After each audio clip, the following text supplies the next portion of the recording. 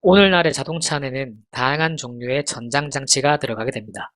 이러한 장치들을 컨트롤하기 위한 소프트웨어가 필요할 것인데, 이러한 소프트웨어가 다운로드돼서 실행될 하드웨어 컴퓨터가 필요할 것입니다. 자동차 업계에서는 이런 하드웨어 컴퓨터를 제어기라고 부릅니다. 화면상의 오른쪽 그림에 있는 것이 하드웨어 제어기입니다. 여기서 이 검은색 네모난 것이 MCU라고 불리는 컴퓨터입니다. 이 제어 소프트웨어가 이 컴퓨터에 다운로드가 돼서 실행이 되면서 이러한 액추에이터를 컨트롤하게 되는 것입니다. 그런데 이런 하드웨어 제어기를 그대로 차량에 장착하게 되면 손상의 위험이 있기 때문에 이렇게 케이스로 덮어서 차량 내에 장착을 하게 됩니다. 제가 이 화면에서는 액추에이터의 예시로 이러한 기계 장치만을 가져왔지만, 실제 이 액추에이터는 이러한 기계 장치가 될 수도 있고, 아니면 내비게이션, 주차 시스템, 카메라, 초음파 센서 등등 결국 최종적으로 어떠한 동작을 하는 그 제품을 액추에이터라고 부르게 됩니다. 여기서 제가 하고 싶은 얘기는 다양한 전장 장치가 있고 각각의 전장 장치를 위한 제어 소프트웨어와 하드웨어 제어기가 존재한다는 것입니다. 다시 한번 그림으로 나타내보면 다음과 같습니다. 연구소 사무실에서 개발자가 소프트웨어를 개발할 겁니다.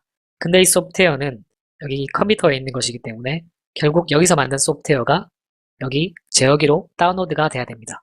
이 다운로드를 할 때 주로 이러한 장비를 씁니다. 가장 유명한 것이 트레이스 30이라는 장비입니다. 여기 이 포트를 JTAG 포트라고 부르는데, 이 JTAG 포트를 제어기와 연결하고, 그리고 여기는 USB로 컴퓨터와 연결합니다. 그래서 컴퓨터에 있는 소프트웨어가 USB를 통해서 이 장비로 이동하고, 그리고 나서 이 JTAG을 통해서 여기 제어기에 다운로드가 되는 겁니다. 그러고 나면은 이렇게 케이스에 덮어서 자동차에 장착을 하게 됩니다. 그런데 여기 이 JTAG 포트를 여기 하드웨어에 연결하려면 JTAG 포트를 여기에 만들어 놔야 됩니다. 그런데 이게 개발 과정에는 있지만은 나중에 양산할 때는 이것을 제거합니다.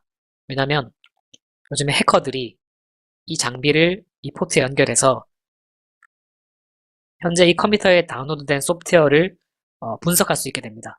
그런 해킹의 빌미를 제공할 수 있기 때문에 나중에 양산할 때는 이쪽에 JTAG 포트를 제거하기 때문에 나중에 이거를 연결할 수 없습니다. 근데 그러면은 나중에 소프트웨어 다운로드 어떻게 하냐고 생각할 수 있겠죠? 그거는 이제 나중에 설명하게 될 겁니다. 결국은 진단 통신을 통해서 다운로드를 하게 됩니다.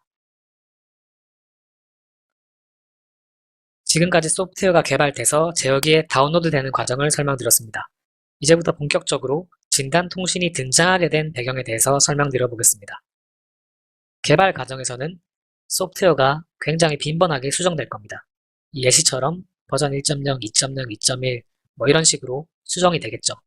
그리고 이렇게 수정된 소프트웨어는 결국은 이 제어기에 다운로드가 돼서 테스트를 해야 될 겁니다. 그런데 버전이 굉장히 많기 때문에 테스트하는 사람 입장에서는 이제 다운로드를 하기 전에 이 제어기에 현재 다운로드된 버전이 뭔지 확인을 해야 될 겁니다. 그게 없으면 굉장히 나중에 헷갈릴 겁니다. 버전이 너무너무 많기 때문에. 그런데 이 문제는 이 하드웨어 제어기는 앞에 그림에서 본 것처럼 이 케이스에 넣어서 차량 내부 깊숙한 곳에 장착을 하게 됩니다. 그런데 이 제어기는 우리가 쓰는 컴퓨터처럼 뭐 모니터도 없고 키보드도 없고 마우스도 없습니다. 그러면 어떻게 다운로드된 소프트웨어 버전을 확인할 수 있을까요? 개발할 때 이건 당연히 필요할 것 같은데 확인할 방법이 없는 거죠. 일단 해결책은 나중에 얘기하고 다음으로 넘어가겠습니다. 이번에는 다른 얘기를 해보겠습니다. 앞에서 제가 설명드릴 때 소프트웨어가 결국 컴퓨터에서 개발돼서 여기 제어기에 다운로드가 돼야 되는데, 다운로드 할 때 이런 다운로드 장비를 이용해서 JTAG 포트를 연결해서 다운로드 한다고 했습니다. 근데 이거는 이제 사무실에서는 그게 가능한데, 다시 화면을 옮겨서 이 제어기가 자동차 안에 장착이 되고 나면은 JTAG 포트를 연결해가지고 다운로드 하기가 좀 힘들어집니다. 그런데 개발 과정에서 소프트웨어를 업데이트하는 거는 당연히 일어날 일인데, 다운로드 장비를 쓸 수 없는 상황인 거죠. 그래서 이렇게 제어기가 이미 차량에 장착되고 나서도 편리하게 소프트웨어를 업데이트하고 다운로드할 수 있는 기능이 당연히 필요할 겁니다. 다운로드 어떻게 하지? 이런 생각이 드는 거죠. 해결책은 나중에 얘기하고 일단 다음으로 넘어가겠습니다. 그리고 다음과 같은 사항이 있습니다. 캘리브레이션이라는 것은 어떤 값을 바꾸는 걸 의미합니다. 제가 예를 들어 설명하면은 엔진 제어기의 경우 차량의 최대 이동 속도를 소프트웨어적으로 제한할 수 있습니다. 시속 100km, 시속 200km 이런 식으로 최대 속도를 제한하는 거죠. 근데 이제 이거를 테스트하는 과정에서 그 제한 값을 수시로 바꾸고 싶을 수 있는 거죠. 그러면은 결국은 소프트웨어가 수정돼야 되는데 겨우 그 값 하나 바꾸자고 매번 개발자가 그 소프트웨어를 수정해서 제한값을 바꿔가지고 다운로드하고 제한값 바꿔서 다운로드하고 그러면 너무 낭비고 불편하죠. 그냥 딱 간단하게 그 값만 딱딱 바꾸면 되게 편리할 겁니다. 그래서 이런 생각이 드는 거죠. 아, 캘리브레이션을 좀 간단하게 할 수 있는 방법 없을까? 또 제가 다음으로 넘어가겠습니다. 그리고 다음과 같은 경우도 있습니다. 저희가 컴퓨터를 사용하거나 아니면 TV를 사용할 때 뭔가 고장이 나면은 그냥 리부팅을 해버리죠. 마찬가지로 이 제어기도 컴퓨터이기 때문에 뭔가 먹통이 되거나 하면은 이 리부팅을 하고 싶을 수 있습니다. 근데 아시겠지만 이 제어기에는 뭐 리부팅 버튼이 달려있지 않죠? 그래서 이제 이런 생각을 하는 거죠. 이거 리부팅 하고 싶은데 어떡하지? 이런 상황이 있는 거죠. 그리고 또 다음으로 넘어가서 그리고 이런 것도 있습니다. 우리가 그 전자제품을 사용하다 보면은 어떤 고장이 발생했을 때 그 고장을 특정한 코드로 알려주는 경우가 있습니다. 예를 들어서 제가 귀뚜라미 보일러 홈페이지에서 가져온 건데 고장이 발생하면은 고장 코드라는 게 뜹니다. 그래서 그 숫자를 보면은 대충 어떤 고장이구나 하고 알 수 있는 거죠. 이 예시를 보면은 뭐 1번, 2번, 3번이면은 불꽃 감지가 문제 있는 거고 4번이면 수온 센서가 이상한 거고 이렇게 고장 코드라는 거를 만들어 놓으면은 나중에 고장이 발생했을 때 그 원인 분석하기가 쉬운 거죠.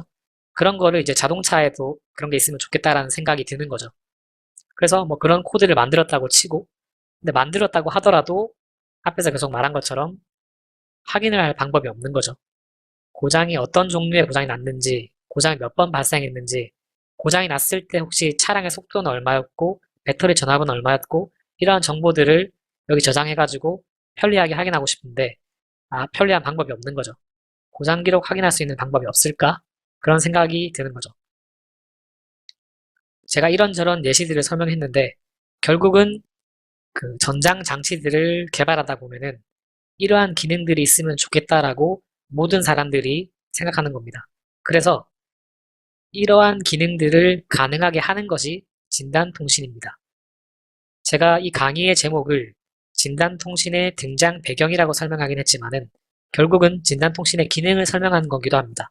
결국은 이렇게 필요한 기능들을 가능하게 만드는 것이 진단통신입니다. 그래서 이 진단통신의 기능에 대해서 간략하게 좀 살펴봤고 상세한 내용은 다음 강의에서 이어가겠습니다.